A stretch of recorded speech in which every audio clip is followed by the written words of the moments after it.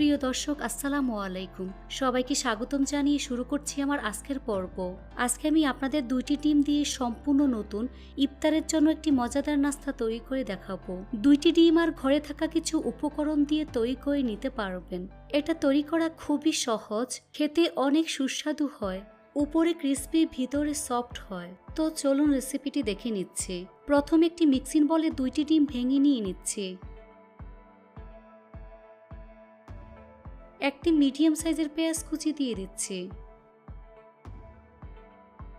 দুইটি কাঁচামরিচ কুচি, সাথে 2 টেবিল চামচ পরিমাণ ধনিয়া পাতা কুচি, হাফ চা চামচ পরিমাণ চাট মশলার গুঁড়া, সাথে দিয়ে দিচ্ছি স্বাদমতো লবণ। এবার সবগুলো উপকরণ একসাথে খুব ভালো করে মিশিয়ে নেব। ডিমটাকে খুব ভালো করে ফেটিয়ে নিতে হবে, যাতে করে এর মধ্যে কোনো প্রকার লাম্পস না থাকে। মিশানো হয়ে গিয়েছে, এবার এটাকে এক সাইডে রেখে দেব। অন্য একটি বাটিতে হাফ কাপ পরিমাণ বেসন নিয়ে নেব। এর মধ্যে অল্প অল্প করে পানি অ্যাড করে মিডিয়াম ঘনত্বের একটি ব্যাটার রেডি করে নেব। এ পর্যায়ে কোনো প্রকার মশলা ব্যবহার করব না, পরবর্তীতে এর মধ্যে মশলা ব্যবহার করব। এখানে অবশ্যই বেসনটা চেলে নেবেন, এতে করে নাস্তাটা অনেক বেশি ফুলকো এবং মুচমুচে হবে। হ্যান্ড বিটার দিয়ে একটু সময় নিয়ে ফেটিয়ে নিতে হবে। এ কাজটা একটু সময় নিয়ে ধৈর্য ধরে করবেন, এতে করে নাস্তাটা একেবারে পারফেক্ট হবে। তো আমার ব্যাটার রেডি হয়ে গিয়েছে, দেখুন এর ঘনত্বটা ঠিক এরকম হবে। তারপর 10 মিনিটের জন্য রেস্টে রেখে দেব। এবার ডিমের অমলেট তৈরি করে নেব।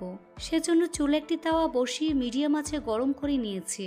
এর মধ্যে পরিমাণ মতো সয়াবিন তেল দিয়ে তেলটাকে গরম করে নেব। তেলটাকে ফ্রাই প্যানে ছড়িয়ে দিচ্ছি। তারপর এর মধ্যে ডিমের মিশ্রণ দিয়ে ছড়িয়ে দিতে হবে। চুলাটা স্লো মিডিয়ামের মাঝামাঝি রেখে ডিমটাকে ভালো করে ভেজে নিতে হবে।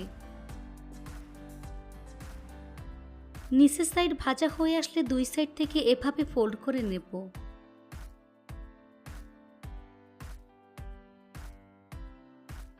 এভাবে 2 সাইড ভালো করে ভেজে নেব।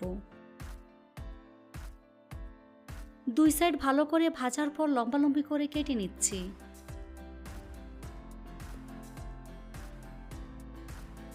ডিমটাকে খুবই সাবধানে উল্টে দিচ্ছি।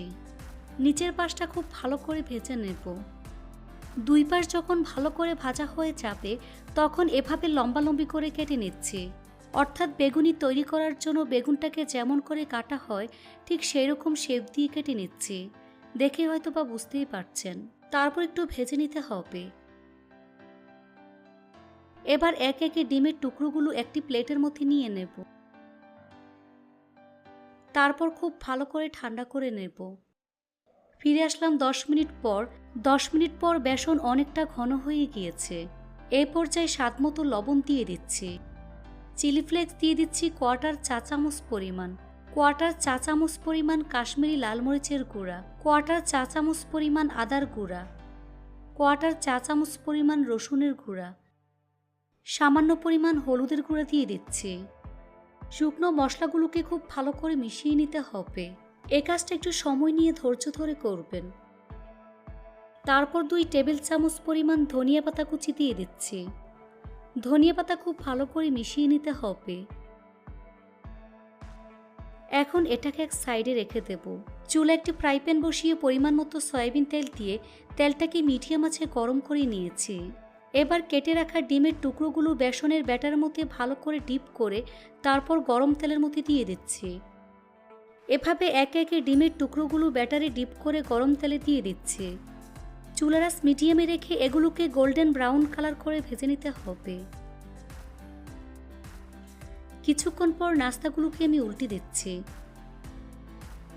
এভাবে কিছুক্ষণ পর পর উল্টে পাল্টে গোল্ডেন ব্রাউন কালার এবং ক্রিস্পি করে ভেজে নিতে হবে। ভাজা হয়ে গিয়েছে, দেখুন খুব সুন্দর কালার চলে এসেছে। এখন ছাঁকনি দিয়ে তেল ছেঁকে নাস্তার প্লেটে নিয়ে নিচ্ছি।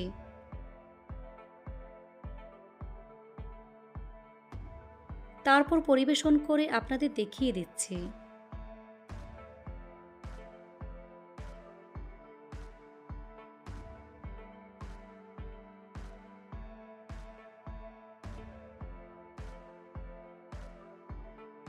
তৈরি হয়ে গেল উপরে ক্রিস্পি, ভিতরে নরম ডিমের নাস্তা। আপনারা চাইলে ইফতারে রাখতে পারেন। আশা করছি আমার আজকের এই রেসিপিটি বাসার ছোট থেকে বড় সবাই অনেক বেশি পছন্দ করবে আর মজা করে খেয়ে নেবে। রেসিপিটি ভালো লাগলে অবশ্যই একটি লাইক দিবেন, চ্যানেলটি সাবস্ক্রাইব করার অনুরোধ রইল আর আমার ফেসবুক পেজটি ফলো দিয়ে রাখবেন। সবাই অনেক বেশি ভালো থাকবেন। আল্লাহ হাফেজ।